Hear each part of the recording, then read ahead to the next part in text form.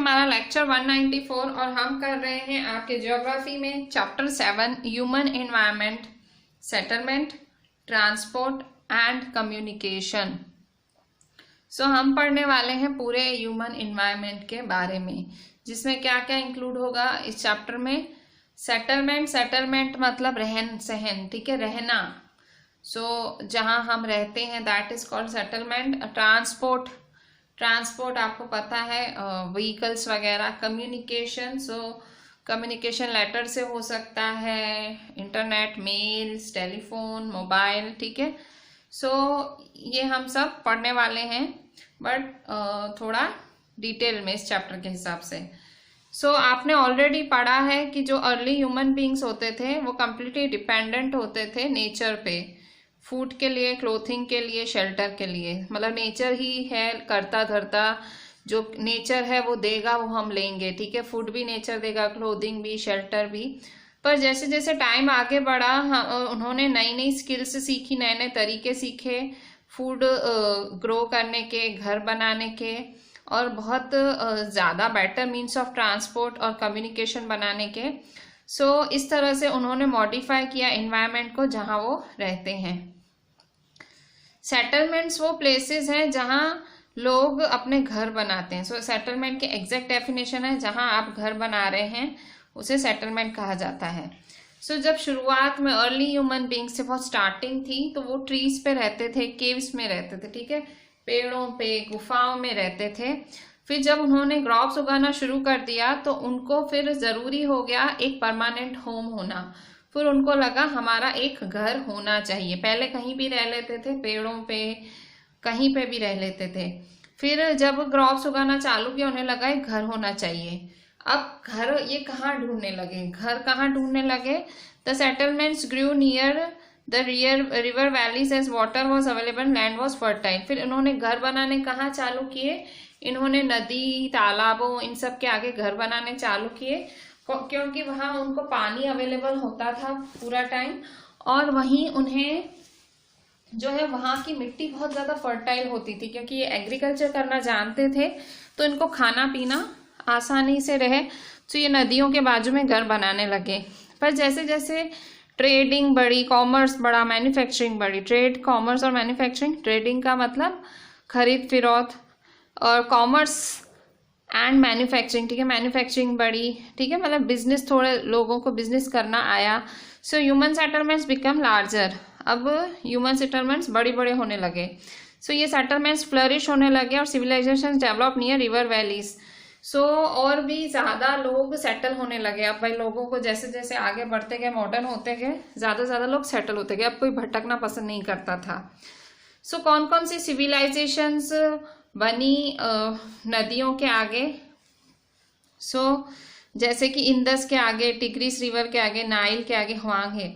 Civilisation मतलब कौन से लोग वहां उस सिविलाइजेशन, उस सदी, जो भाई जिस टाइम में लोग रहे होंगे उसे सिविलाइजेशन कहते हैं, ठीक है।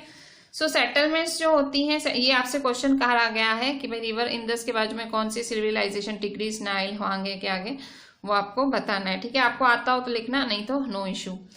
सेटलमेंट्स कैन बी परमानेंट और टेम्पररी। तो अब देखो टाइप्स ऑफ सेटलमेंट। सेटलमेंट दो तरह के होते हैं, परमानेंट होते हैं, टेम्पररी होते हैं। सेटलमेंट्स जो थोड़े टाइम के लिए ऑक्यूपाई की गई हों उन्हें टेम्पररी सेटलमेंट्स कहते हैं। जो लोग फॉरेस्ट में रहते हैं, घने जंगलों में, गर्म और ठंडे डेजर्ट्स में रहते हैं, माउंटेन्स में रहते हैं, वहाँ वो लोग टेम्पररी सेटलमेंट्स में ही रहते हैं, ठीक है। मतलब the people living in deep forest, hot and cold deserts, mountains. क्यों? क्योंकि ठंड वाली जगह पे या इतनी जंगलों वाली जगह पे वो ज्यादा देर नहीं रह सकते, ठीक है। The people living in deep forest, hot and cold deserts and mountains often dwell in such temporary settlements. They practise hunting, gathering, shifting, cultivation and transhumance. Transhumance का मतलब क्या होता है? ट्रांसह्यूमेंस का मतलब होता है कि अपने गाय बैलों को एक जगह से दूसरी जगह ले जाने का, चराने के लिए, ग्रेजिंग कराने के लिए। ज़्यादा से ज़्यादा सेटलमेंट्स आजकल परमानेंट सेटलमेंट्स ही, टेम्पररी अब नहीं है। लोग ऐसे गर्म ठंडे वाले इलाकों में, जंगलों में रहना अब नहीं पसंद करते। लोगों को अब सेफ जगह रहना ज़्यादा सही लगता है। तो in the settlements people build homes to live in, वो प्रॉपर अपने घर बनाते हैं परमानेंट सेटलमेंट्स में. सो more and more settlements today are permanent settlements. In these settlements people to build homes to live in. So आज लोग अपना घर बनाते हैं. So यहाँ इन्होंने ट्रांसह्यूमन्स की एक परफेक्ट डेफिनेशन भी दी है. ट्रांसह्यूमन्स का मतलब जब लोग मूव करते हैं, लोग एक जगह से दूसरी जगह जाते हैं, जो लोग जानवर पालते हैं, गाय वगैरह, सो नए पास्चर्स मतलब घास की वजह से नई जगह पे जाते हैं. सो मैरी की बर्थडे पार्टी थी और वो और उसके फ्रेंड वेट कर रहे थे गुरप्रीत के अराइवल के लिए. मैरी की बर्थडे पार्टी थी. मैरी और उसके फ्रेंड्स गुरप्रीत का वेट कर रहे थे. तो अगर गुरप्रीत आती तो फिर उसका केक कटता. आखिर में गुरप्रीत आई, बिल्कुल थकी हुई, खांस रही थी. सो उसने एक्सप्लेन किया कि ट्रैफिक जैम बहुत ज़्यादा था. मैरी की मम्मा ने जो कि मिसेस थॉमस हैं, उन्होंने गुरप्रीत को पीठ थपथपाई. तो उसने कहा हमारी सिटी में पॉल्यूशन इतनी ज़्यादा है और why do we have such traffic jams and such pollution in the cities. So एक प्रसाद है, वो अभी अभी शहर में आया, वो कह रहा है इतनी ज़्यादा क्यों पॉल्यूशन होती है. सो मैरी के फादर ने कहा कि व्हीकल्स इतने ज़्यादा बढ़ गए हैं, पॉपुलेशन बढ़ती जा रही है शहरों में. तो मैरी ने पूछा कि लोग क्यों शहरों में आने लगे हैं, क्यों लोग अपने गांव में नहीं रहते हैं. तो उसकी मदर ने बोला कि लोग गांव से शहरों में जॉब्स के लिए आते हैं, अच्छी एजुकेशन के लिए, अच्छी मेडिकल फैसिलिटीज़ के लिए आते हैं. सो मैरी ने फिर से पूछा. मैरी ने क्या पूछा? मैरी ने पूछा कि अगर इतने सारे लोग सिटीज़ में आ रहे हैं सो सब रहेंगे कहाँ पे. तो थॉमस ने कहा, मिस्टर थॉमस जो मैरी के पापा हैं, तो उसने कहा इसलिए तो इतनी ज़्यादा बस्तियाँ हो गई हैं. सो इसलिए लोग इतनी उसमें रहते, छोटी छोटी जगहों पे और ऐसे रहते हैं. और आजकल सिटीज़ में लाइट भी जाने लगी है, पानी की भी तंगी हो गई है क्योंकि संख्या बढ़ गई है.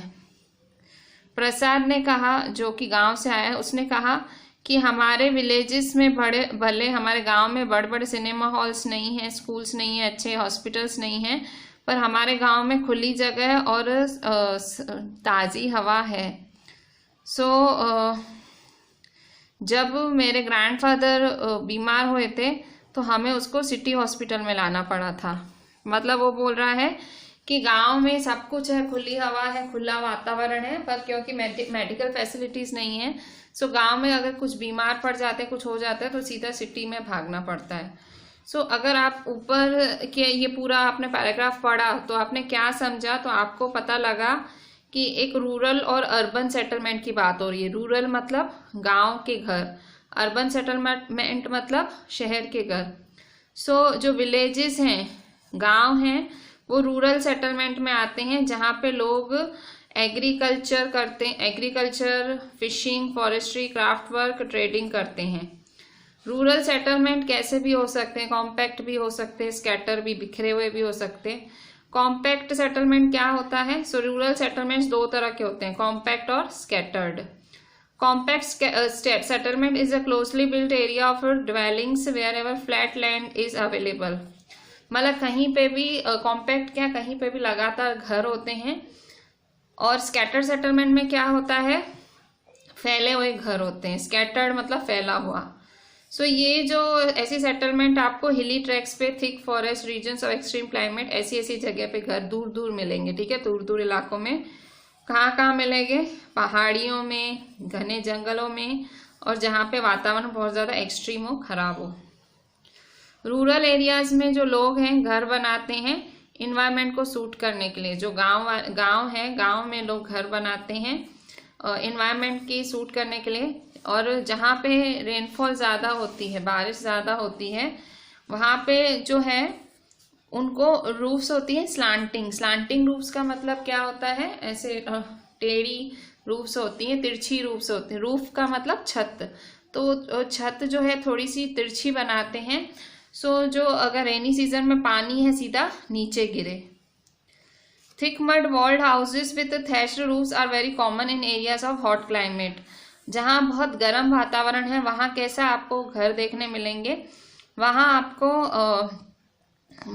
थिक मड वॉल्ड हाउसेस, मिट्टी के घर, एकदम मोटी मिट्टी की दीवारों वाले घर, थैच्ड रूफ्स मतलब घास वाले छपरे वाले घर, और जहाँ पे गर्म वातावरण होता है गांव में। और local materials like stones, mud, clay, straw etcetera are use to construct. So गांव में क्या यूज होता है, कौन कौन सा सामान यूज होता है घर बनाने के लिए? लोकल मटेरियल, स्टोन्स, मड मतलब वो मिट्टी होती है, क्ले का मतलब भी वही होता है, कीचड़ और मड। स्ट्रॉ का मतलब होता है घास, नहीं है, बड़ी बड़ी घास होती है, तो वहाँ हाउसेस कंस्ट्रक्ट करने के लिए ये यूज होता है। ठीक है। सो गांव में दो तरह की सेटलमेंट होती है, कॉम्पैक्ट और स्कैटर्ड, रूरल सेटलमेंट। जबकि अर्बन सेटलमेंट मतलब शहरों में बसे हुए घर। तो अर्बन सेटलमेंट में क्या है, the towns are small and the cities are larger urban settlements. In urban areas the people are engage in manufacturing. जो टाउन्स हैं वो छोटे होते हैं, towns are small and the cities are larger urban settlements.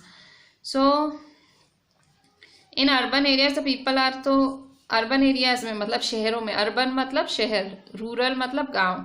So in urban areas people are engage in manufacturing, trading and services. So शहरों में लोग manufacturing में भाग ले रहे हैं, ट्रेडिंग में भाग ले रहे हैं, सर्विसेज में भाग ले रहे हैं। ठीक है। सो अर्बन एरियाज में लोग ज़्यादा तरक्की कर रहे हैं। अब हम ट्रांसपोर्ट देखो, हमने सेटलमेंट था, सेटलमेंट देख लिया, अब ट्रांसपोर्ट। सेटलमेंट में क्या देखा, दो तरह के सेटलमेंट होते हैं, रूरल और अर्बन। तो रूरल में भी दो होते हैं, कॉम्पैक्ट और स्कैटर्ड। ठीक है।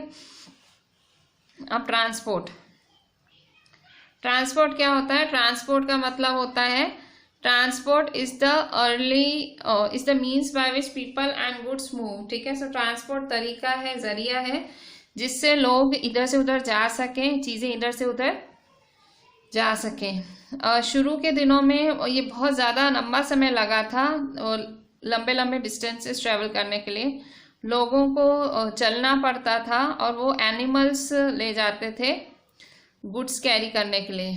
सो जो व्हील का इन्वेंशन है उससे ट्रांसपोर्ट ईजियर हो गया। सो जैसे जैसे आगे समय बढ़ा, अलग अलग ट्रांसपोर्ट बनने लगे, पर आज भी लोग एनिमल्स ही यूज़ करना पसंद करते हैं ट्रांसपोर्ट के लिए। ठीक है। सो ट्रांसपोर्ट का मतलब वो जरिया जिससे लोग या सामान को एक जगह से दूसरी जगह पहुंचाया जा सके। So invention of the wheel made transport easier. जब से व्हील आया ट्रांसपोर्ट और आसान हो गया। With the passage of time different means of transport developed, but even today people use animals for transport. हमारी कंट्रीज में, in our country, donkeys, mules, bullocks and camels are common. हमारे देश में ट्रांसपोर्ट के लिए क्या क्या यूज होता है? Donkey's, mules, bullocks, camel. ठीक है। अब म्यूल्स क्या होता है? म्यूल्स का मतलब घोड़े और गधे का बच्चा, मतलब घोड़े और गधे का बच्चा। ठीक है। सो उसे म्यूल कहते हैं, मतलब वो आपको घोड़े जैसा भी दिखेगा, गधे जैसा भी दिखेगा, वैसा mule. So in the Andes mountain of South America llamas are used. So llamas कहाँ यूज होते हैं? Andes mountains of South America. So ये यूज होते हैं वहाँ ट्रांसपोर्ट के लिए, लामास, लामा नाम है इनका। और तिब्बत में याक। ठीक है। ये सब आपने अपने साइंस में भी कई बार पढ़ा होगा। सो लामास यूज होते हैं south America, ends mountain south America में, और तिब्बत में याक्स यूज होते हैं। सो शुरू में जो लोग ट्रेडिंग करने आते थे दूसरे कंट्रीज से, सो उनको महीने महीने लग जाते थे इंडिया पहुंचने के लिए। तो वो लोग या तो सी से आते थे या तो लैंड से आते थे। एरोप्लेन में जो है ट्रैवलिंग फास्ट हो गई, अब सिर्फ 6 से 8 घंटे लगते हैं इंडिया से यूरोप जाने में भी।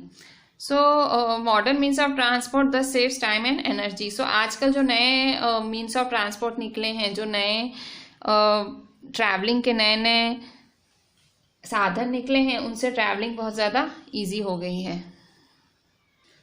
सो page number 50, the 4 major means of transport are roadways, railways, waterways, airways. So 4 साधन है, 4 तरीके से आप ट्रांसपोर्ट कर सकते हो, रोडवेज, रेलवेज, वाटरवेज और एयरवेज। 4 तरीकों से ट्रैवलिंग की जा सकती है बिल्कुल आराम से।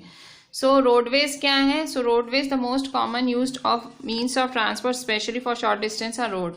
अगर आपको बहुत ज़्यादा दूर नहीं जाना है और बिल्कुल कम डिस्टेंस, मतलब बिल्कुल कम नहीं पर कम डिस्टेंस है, तो रोड्स यूज़ किए जाते हैं, ठीक है। So most commonly used means of transport for short distance are road. So roads कैसे होते हैं? रोड्स दो तरह के होते हैं, देयर आर टू टाइप। पहले तो ट्रांसपोर्ट कितने तरह का होता है? 4, रोडवेज, रेलवेज, वाटरवेज, एयरवेज। अच्छा, रोडवेज क्या है? रोडवेज होते हैं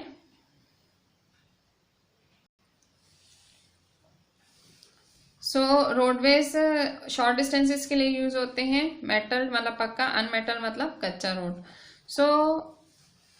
the plains have a dense network of roads. Roads have also plain areas. क्या होती है प्लेन एरियाज? मतलब जो बहुत ऊंचाई पे नहीं होती है, ठीक है, नीची एरियाज प्लेन एरियाज कहा जाता है।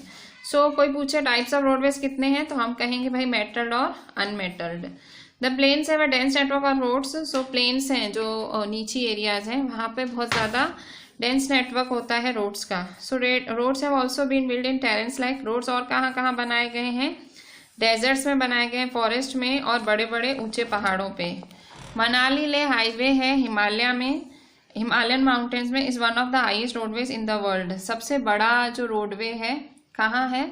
सबसे बड़ा रोडवे है मनाली ले हाईवे। ये 1 मार्क का क्वेश्चन आ सकता है कि सबसे बड़ा हाईएस्ट रोडवे, सबसे हाई, ठीक है, हाईएस्ट रोडवे दुनिया में कौन सा? रोड दुनिया में कौन सा है? Manali Leh highway.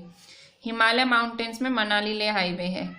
Roads build underground are called subways underpass. जो रोड्स नीचे बनाए जाते हैं उसे कहते हैं अंडरग्राउंड, अंडरपाथ या subways.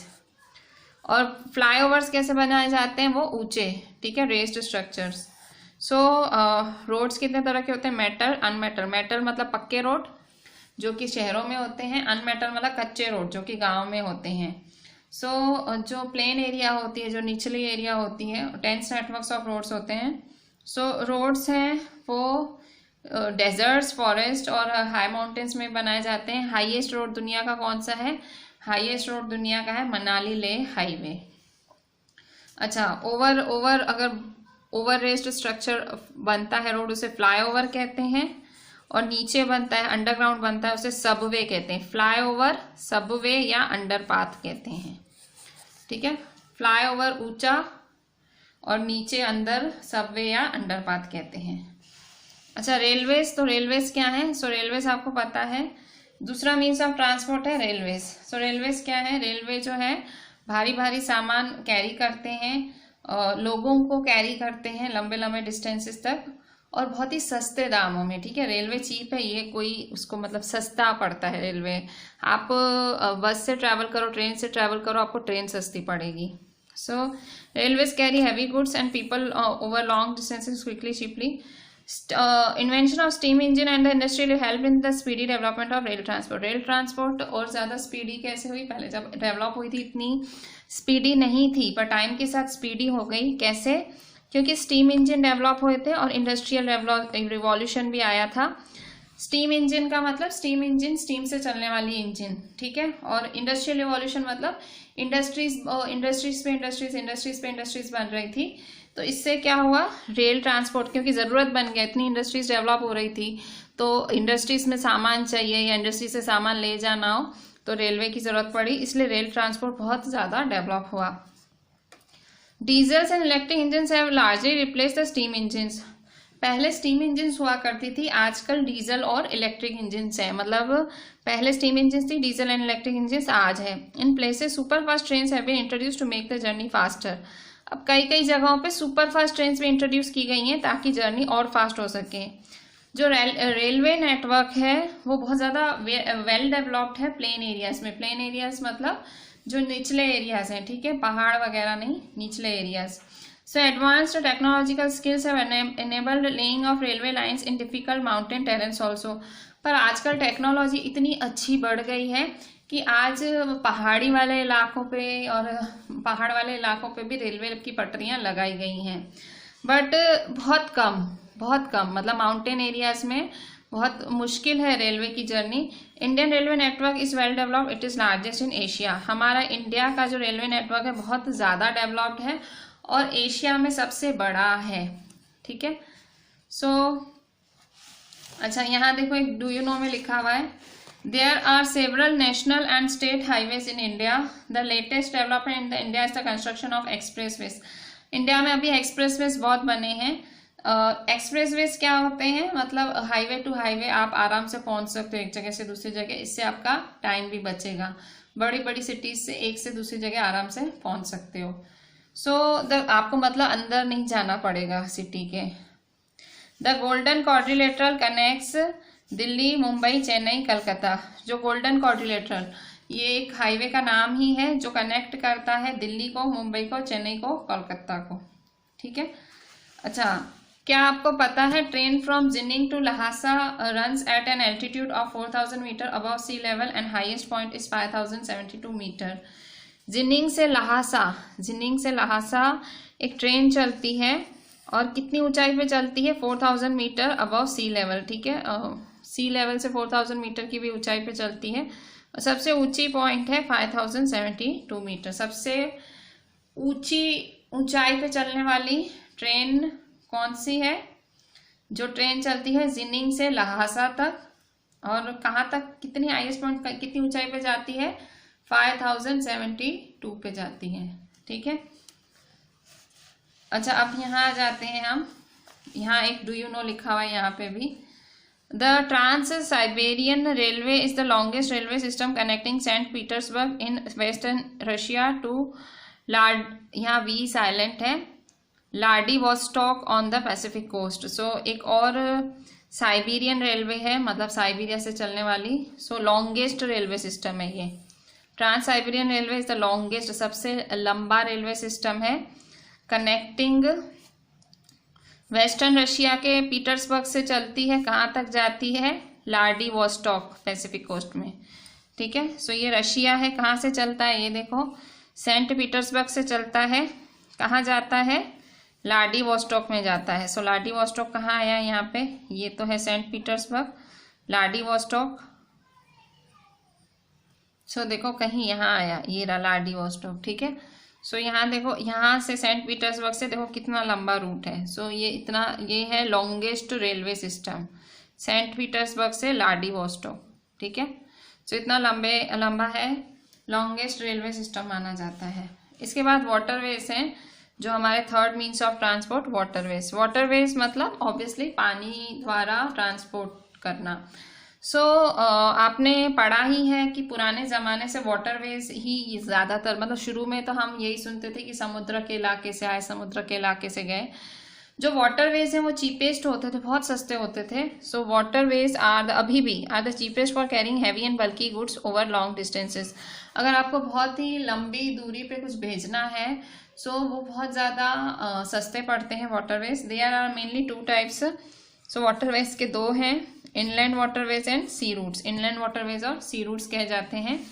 So navigable rivers and lakes are used as inland waterways. Some of important inland waterways are Ganga Brahmaputra river system, Great Lakes in North America, and the River Nile in Africa. So navigable rivers and lakes are used in inland waterways. Navigable rivers का मतलब, so navigable rivers मतलब वो rivers जहाँ पे आराम से ships वगैरह चल सकती हैं। सो यहाँ पे नेविगेबल रिवर्स और लेक्स जो हैं वो इनलैंड वाटरवेज की तरह यूज़ होते हैं। कुछ इम्पॉर्टेंट इनलैंड वाटरवेज हैं। Some of the important inland waterways are Ganga Brahmaputra river system, Great Lakes in North America, river Nile in Africa. So 3 हैं। सो इनलैंड वाटरवेज वो होते हैं जो लेक्स और नेविगेबल रिवर्स यूज़ करते हैं अपने ट्रांसपोर्ट के लिए। सो इम्पॉर्टेंट इनलैंड वाटरवेज हैं Ganga Brahmaputra river system, Great Lakes in North America, river Nile in Africa, ठीक है। Ganga Brahmaputra river system, Great Lakes in North America, river Nile in Africa. So ये सारे क्या हैं, ये सारे इनलैंड वाटरवेज हैं। इनलैंड वाटरवेज मतलब रिवर्स को और लेक्स को यूज करते हैं ट्रांसपोर्ट के लिए। Sea routes and oceanic routes are mostly use for transporting merchandise and goods from one country to another. मतलब बड़ी बड़ी मशीनरी वगैरह होती है या बहुत भारी सामान होते हैं, सो उसके लिए समुद्र और ओशन यूज किया जाता है, ठीक है। मतलब देशों के बीच में आदान प्रदान, अगर आपको एक देश से दूसरे देश सामान पहुंचाना है, सो सी रूट्स समुद्र और ऐसे बड़ी बड़ी नदियों के इलाके, समुद्र यूज होते हैं, सागर यूज होते हैं, ठीक है। सो रिवर से काम नहीं चलता है, सो एक कंट्री से दूसरी country. So these routes are connected with the ports. Ports का मतलब समुद्री तट, जहाँ पे भाई आराम से शिप्स लैंड कर सकें, मतलब शिप्स आराम से रुक सकें। So these routes are connected with ports. So sea routes और ओशियनिक रूट्स मर्केंडाइज और गुड्स को ट्रांसपोर्ट करने में हेल्पफुल है और पोर्ट से कनेक्टेड हैं। तो important ports, some of the important ports of the world are Singapore and Mumbai in Asia,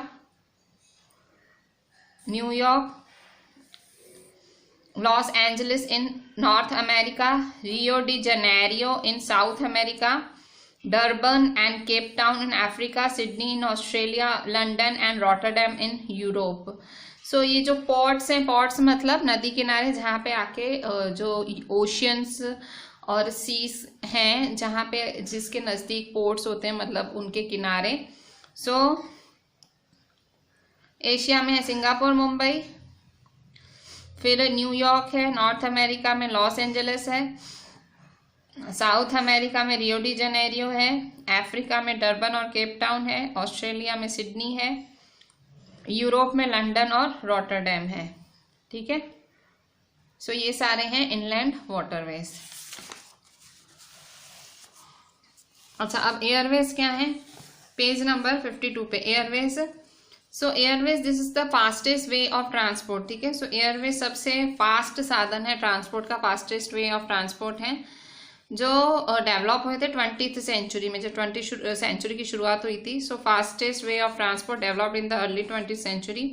बहुत एक्सपेंसिव है क्योंकि फ्यूल बहुत ज़्यादा महंगे होते हैं इसके, और air traffic is adversely affected by bad weather like fog and storms.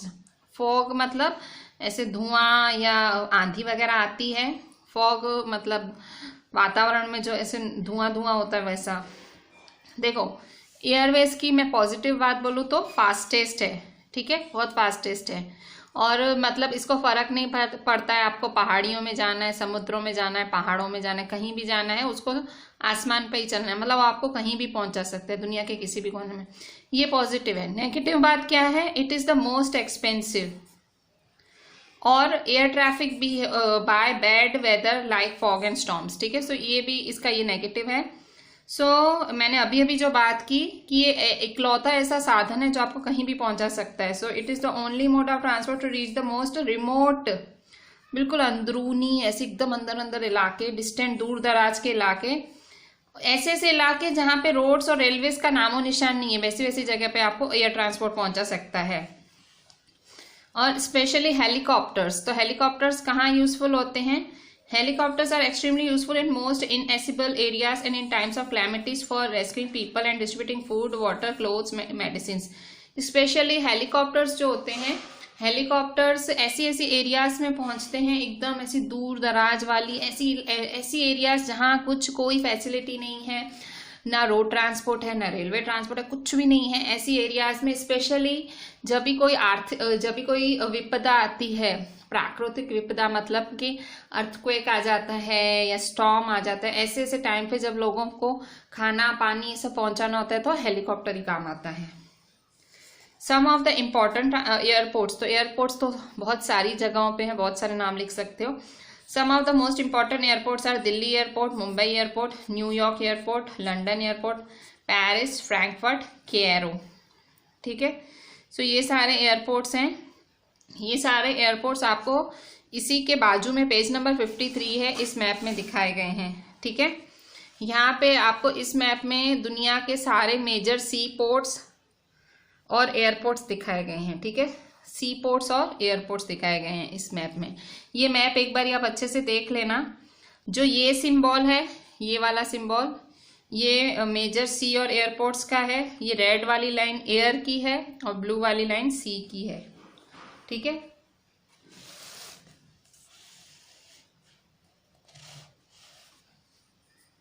बच्चों अभी हम फोर्थ मीन्स ऑफ ट्रांसपोर्ट देखेंगे, जो कि है, हमने चारों मीन्स ऑफ ट्रांसपोर्ट देख लिए, हमने चौथा था एयरवेज, ठीक है। सो 4 मीन्स ऑफ ट्रांसपोर्ट देखे हमने।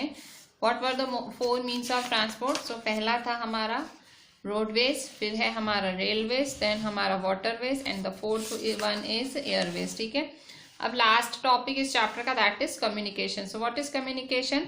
सो कम्युनिकेशन का मतलब होता है कि मैसेजेस कन्वे करना। ठीक है, सो मैसेजेस कन्वे करना दूसरों के साथ।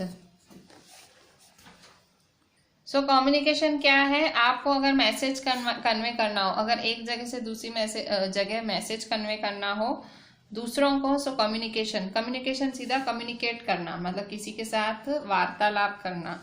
सो टेक्नोलॉजी के डेवलपमेंट से हमने नए नए तरीके, तकनीक निकाले हैं, फास्ट तरीके निकाले मोड्स ऑफ कम्युनिकेशन के। सो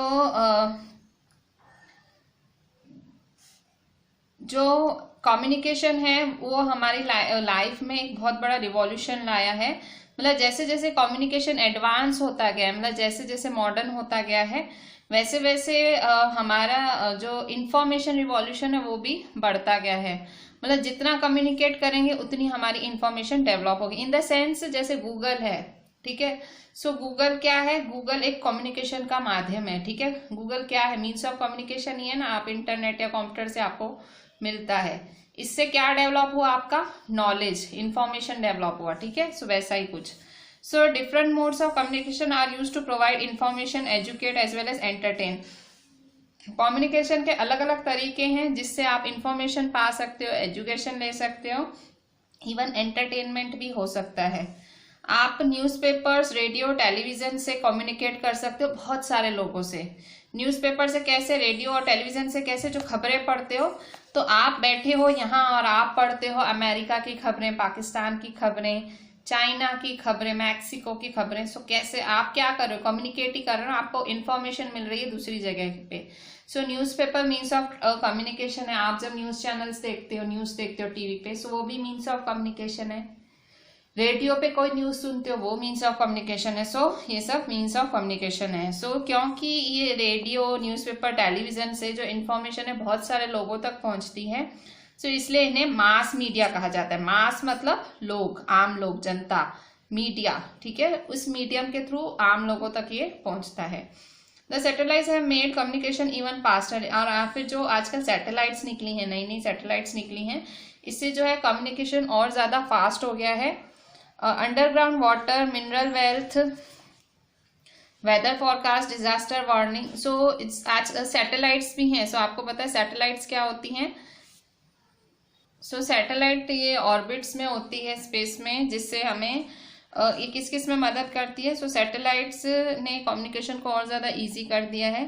satellites have help in oil exploration. हमें पता लगता है कि तेल के कुएं कहाँ कहाँ हैं। फॉरेस्ट का सर्वे, भाई जंगली जानवर कहाँ हैं या कहाँ अच्छे पेड़ मिलेंगे, वो सब जानने। अंडरग्राउंड वाटर, पानी की गहराई कितनी है, ये सब सैटेलाइट की मदद से पता लगा है। मिनरल वेल्थ, मिनरल वेल्थ मतलब कि भाई आयरन ओर्स और अलग अलग ओर्स कहाँ मिलेंगी हमें। वेदर फॉरकास्ट, वातावरण कैसा रहेगा, ये भी सैटेलाइट्स की मदद से। डिजास्टर वार्निंग, अर्थक्वेक, ये आपने देखा होगा कि पहले अखबारों में आ जाता है कि एक चक्रवाती तूफान आने वाला है, भूकंप आने वाला है, तो ये सब कैसे आ जाता है अखबारों में? पहले ही सैटेलाइट्स की मदद से आता है। सो अब हम क्या कर सकते हैं? ईमेल्स भेज सकते हैं इंटरनेट से, सैटेलाइट की मतलब कम्युनिकेशन या सैटेलाइट की मदद से। ठीक है, ईमेल्स भेज सकते हो। Wireless telephonic communication through cellular phone. Cellular phone मतलब मोबाइल फ़ोन। ठीक है, so cellular phone have become popular today, मतलब मोबाइल फ़ोन। इंटरनेट जो है वो हमें सारी दुनिया की इंफॉर्मेशन नहीं देता है, पर उसने हमारी लाइफ बहुत ज़्यादा कंफर्टेबल भी बना ली है। अब हम टिकट्स रिजर्व कर सकते हैं रेलवेज़ के लिए, एयरवेज के लिए, सिनेमास के लिए, होटल्स के लिए, खाली घर बैठे ही। ठीक है, सो घर बैठे ही हम सब कुछ बुक कर सकते हैं because of internet. So with this kind of interconnectivity of people, services and institutions across the world, we are a large global society. क्योंकि हम इतने ज़्यादा इंटरकनेक्टेड हो गए हैं एक दूसरे से, हमारे पास इतनी ज़्यादा फैसिलिटीज़ है, मोड्स ऑफ ट्रांसपोर्ट है, इतने ज़्यादा कम्युनिकेशन के ज़रिए हैं कि आज हम एक ग्लोबल सोसाइटी हो गए। ग्लोबल सोसाइटी मतलब आप चाहे इंडिया के किसी छोटे से शहर में बैठे हो, आप अमेरिका में बैठे अपने फ्रेंड से, अपने भाई से, अपनी बहन से बात कर सकते हो। So that is because of communication. ठीक है, आप उसके यहाँ जा भी सकते हो, that is because of means of transport. ठीक है, आप अच्छे घर में रह रहे हो, एक अच्छी लाइफस्टाइल जी रहे हो, that is because of settlement. ठीक है, आप एक इसी की वजह से हम आज एक ग्लोबल सोसाइटी हैं। और with this I am ending this chapter. Write each and everything very properly, write each and every point very properly, and WhatsApp me the entire thing. Thank you.